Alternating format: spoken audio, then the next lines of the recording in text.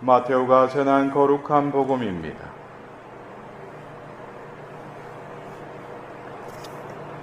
그때 예수님께서 군중에게 말씀하셨다. 하늘나라는 밭에 숨겨진 보물과 같다. 그 보물을 발견한 사람은 그것을 다시 숨겨두고서는 기뻐하며 돌아가서 가진 것을 다 팔아 그 밭을 산다. 또 하늘나라는 좋은 진주를 찾는 상인과 같다. 그는 값진 진주를 하나 발견하자 가서 가진 것을 모두 처분하여 그것을 샀다. 또 하늘나라는 바다에 던져 온갖 종류의 고기를 모아들인 그물과 같다. 그물이 가득 차자 사람들이 그것을 물가로 끌어 올려놓고 앉아서 좋은 것들은 그릇에 담고 나쁜 것들은 밖으로 던져버렸다. 세상 종말에도 그렇게 될 것이다. 천사들이 나가 의인들 가운데에서 악한 자들을 가려내어 불구덩이에 던져버릴 것이다. 그러면 그들은 거기에서 울며 이를 갈 것이다. 너희는 이것들을 다 깨달았느냐? 제자들이 예하고 대답하자 예수님께서 그들에게 이르셨다. 그러므로 하늘나라의 제자가 된 모든 율법학자는 자기 곳간에서 새 것도 꺼내고 옛 것도 꺼내는 집주인과 같다. 주님의 말씀입니다.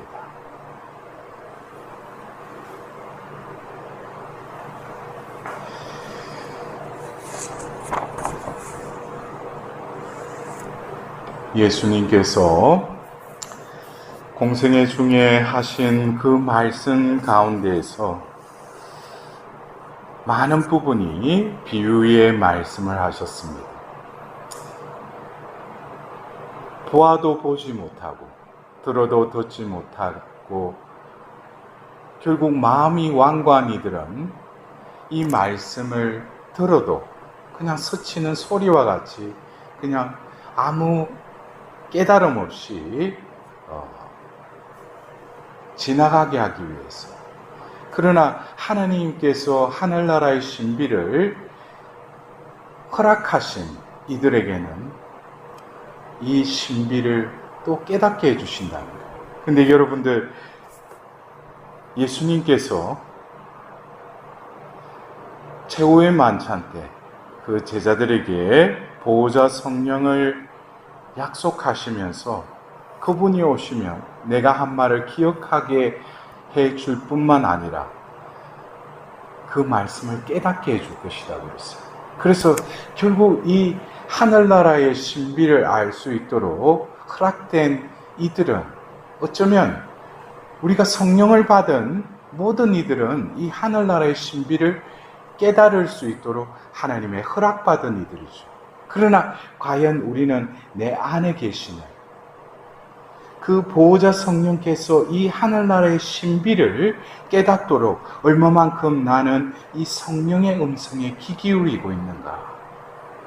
그냥 내가 글자로 하늘나라의 신비를 보았지만 어쩌면 지성적으로는 그 글자의 조합에 의해서 이것을 내가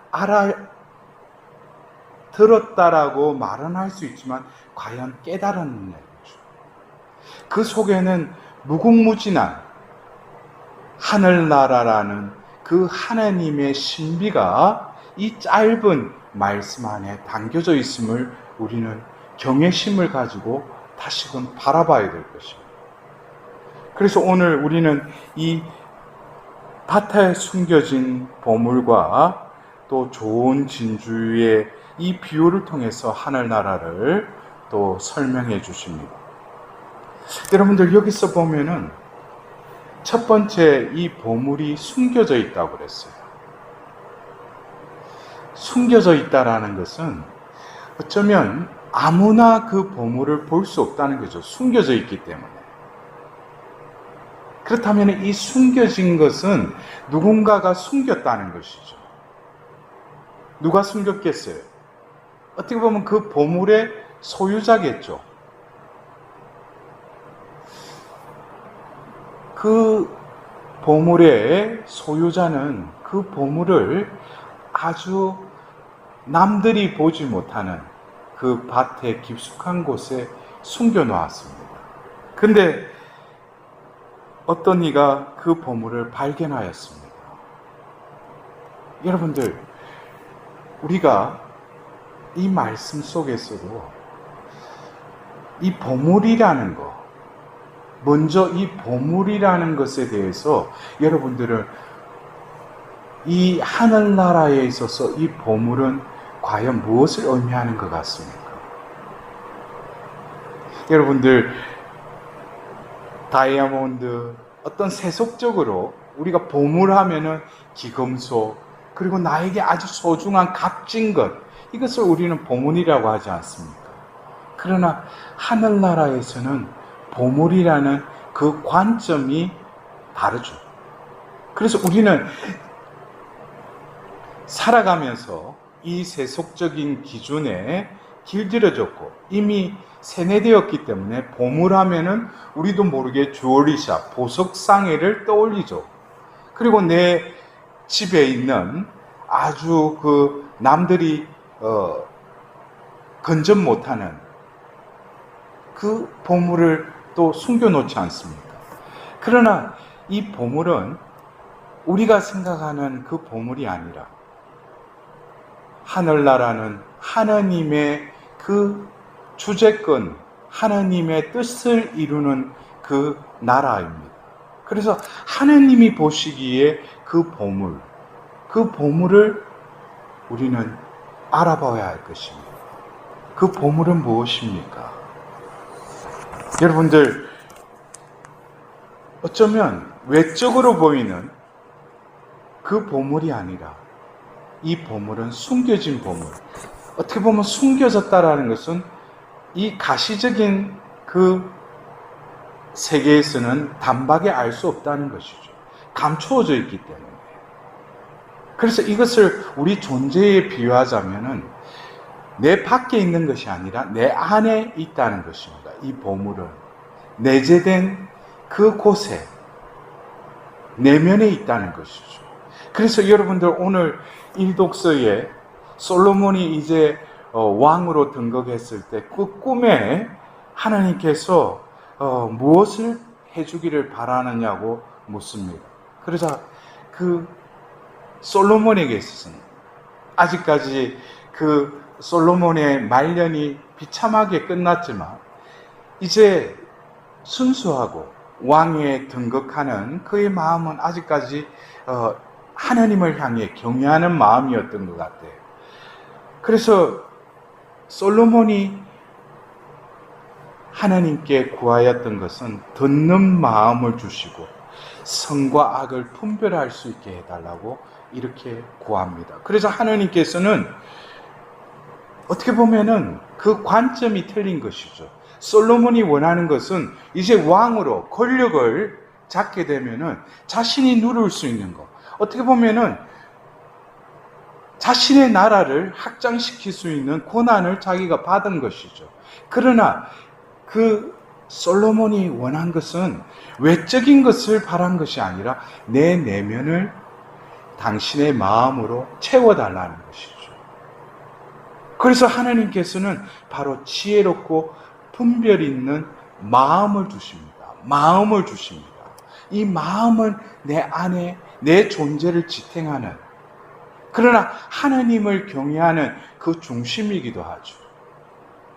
그래서 어떻게 보면 하나님께서 그가 청하는 거 보시고 좋았다 그랬어요. 여러분들, 여기서 주님 보시기에 좋았다, 이 표현은 또 어디에 나오죠? 우리가 창세기 1장에 주님께서 창조하시고 나서 보시니 참 좋았다, 좋았다 이러죠. 하나님의 관점에 맞다는 것입니다. 그래서 솔로몬은 외적인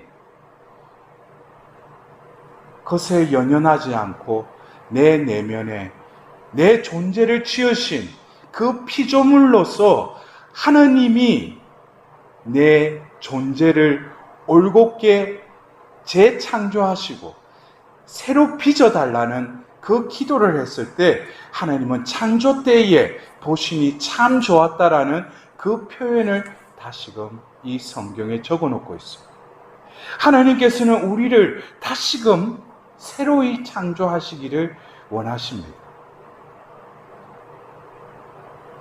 그래서 우리는 신앙생활을 하는 데 있어서 나에게 있어서 보물은 외적인 것이 아니라 내 내면에, 내 안에 있다는 것입니다. 그 보물은 바로 없어져 버리고 누가 훔쳐가지 못하는 나만의 그 보물, 그 보물은 바로 하나님께서 가장 소중하니 우리에게 보내신 사랑 자체이신 예수 그리스도가 우리의 보물인 것입니다. 이 보물을 찾은 이는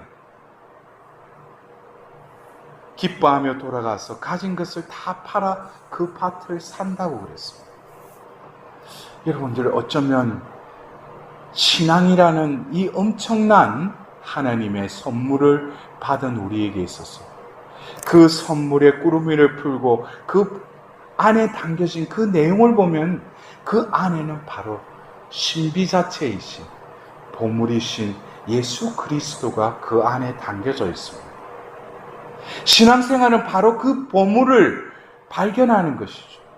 그리고 그것을 위해서 내가 이때까지 소중하다고 여겼던 모든 것을 그것을 위해서 포기하고 버리고 내어주는 그 과정을 통해서 이 보물은 내 안에 영원히 머물게 되는 것입니다. 예수님이 사셨던 그 2000년 전에는 요즘처럼 그 인공 진주를 또 이렇게 양식해서 생산하는 그런 게 없었죠. 그래서 좋은 진주를 발견한다는 것도 어떻게 보면 아주 힘든 일이기도 합니다. 이 진주라는 그 의미는 바로 뭡니까? 조개에서 그 진주를 발견하게 되죠. 이 조개는 성경에서 여성을 의미하기도 합니다. 그래서 바로 성모 마리아를 통해서 잉태되고 이 땅에 오신 그분이 바로 우리의 좋은 진주라는 것입니다. 그래서 우리는 어떻게 보면은 이 하늘나라는 씨 뿌리는 비유에서 어떻게 보면은 우리가 그 씨 뿌리는 그 비유에 내가 그 비유를 해석하는 것이 아니라 씨 뿌리는 이가 뿌리기도 했고 거두기도 하는 이라는 것을 우리는 명심해야 할 것입니다.